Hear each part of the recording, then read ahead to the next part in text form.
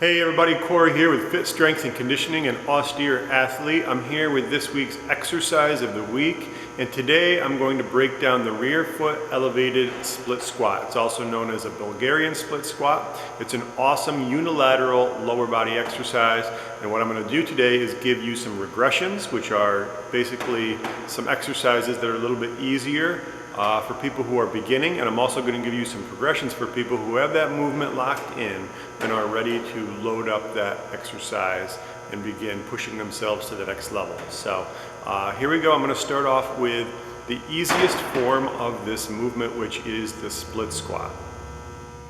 Before you just jump into doing a rear foot elevated split squat, you want to first make sure that you've mastered the movements leading up to the rear foot elevated split squat. So starting off, you've got just a basic split squat. Once you've mastered that, you're going to move yourself up to a reverse lunge. Then you're going to start off with a slider reverse lunge. And from there, then you're finally ready to move into a rear foot elevated split squat. So with your split squat, starting off at the beginning, you want to get yourself in a split squat stance so my feet are separated front to back, side to side slightly so that my feet aren't in a straight line. My muscles of my core are engaged. My hips are going to go straight down. I'm not going to lean forward. I'm not going to go backwards. Back knee goes towards the floor.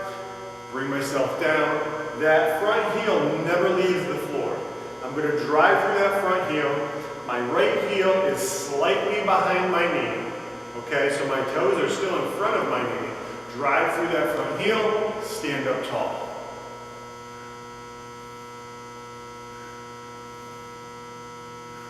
Once you've mastered a split squat, then you're ready to take it to the next level and move on to a reverse lunge. So with a reverse lunge, it's the same idea. Your feet are going to start next to each other.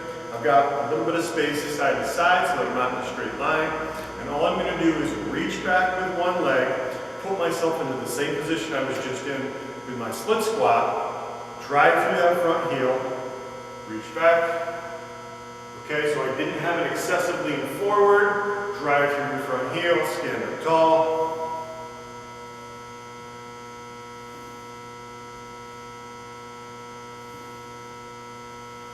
And that's your reverse lunge. Now you're going to notice that you will have a slight lean forward. That is fine. You're going to see people telling you that you can't lean forward whatsoever. If you think about a squat, do you lean forward with your squat? It's a natural movement for you to slightly lean forward. Nobody in the world can squat with a torso that's straight up and down. So you will have a slight lean, but you don't want to have an excessive lean where your knees are going over top of your toes and you're loading up your knees and your quads and you're neglecting the back side of your body. So once you've got the reverse lunge, then we're going to add in a slider or a valve slide. And what you're going to do is one foot goes on top of the slider, and it's the same idea as your reverse lunge. Slide it back, front heel stays on the floor, core is engaged, and bring it forward.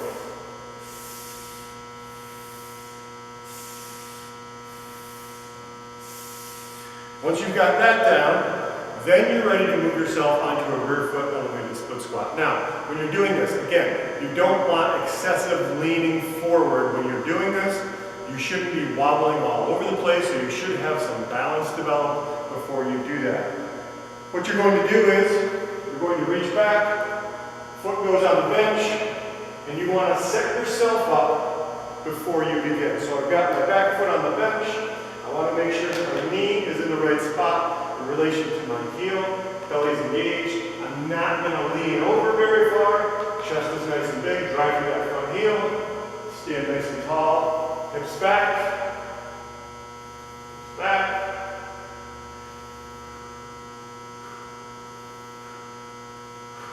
Now, when you've got the bench, a lot of times that bench is much too high for many people.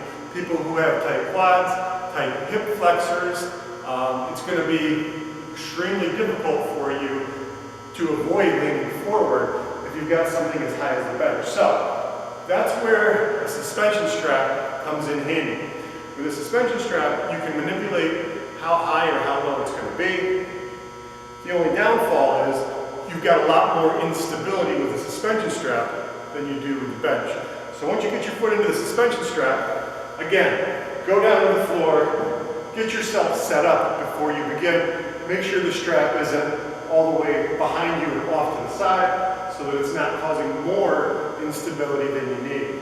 So once you've got yourself set up, and you'll notice that I've got this strap a lot lower than I had the bench. So if I've got really, really tight quads, this is going to help me a little bit, okay? So once I've got my foot in the strap, I'm going to get myself set up. Heel is slightly behind the knee, core is engaged, and I bring myself right up out of that squat. And you'll notice that you have much more instability with your suspension strap than you did with your bench.